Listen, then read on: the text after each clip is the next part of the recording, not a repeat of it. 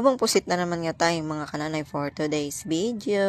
Siyempre mga kananay, na-prepare ko na agad yung mga ingredients. Siyempre mawawala ba naman ang pusit na hugasan ko na yung bawang sibuyas mga kananay, magic sarap, paminta, mantika at saka siyempre mawawala ba naman ang toyo mga kananay. Na-prepare ko na rin po pala yung paglulutuan ko. Nag-add na rin ako mantika. Siyempre yung pag-init, nilagay ko na kaagad yung bawang sibuyas.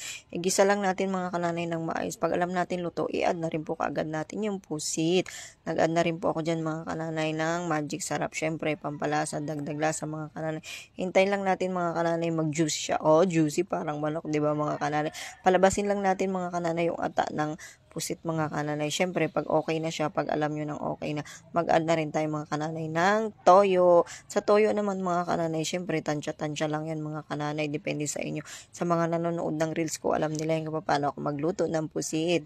Mga kananay, akin talagang dinadagdagan ko ng toyo kasi para mawala yung langsa ng pusit. Nag-add na rin po pala ako mga kananay dyan ng konting tubig. Siyempre, alam nyo naman, may mga chikitig ako gusto nila may sarsa, may sabaw-sabaw.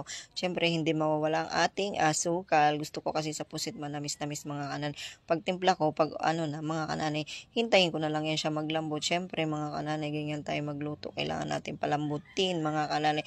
Pag matigas mga kananay kasi ang hirap kagatin. Para makain din mga kananay ng aking anak. O, diba, tinistingan ko na malambot na siya mga kananay. Yun lang. Happy kainan mga kananay.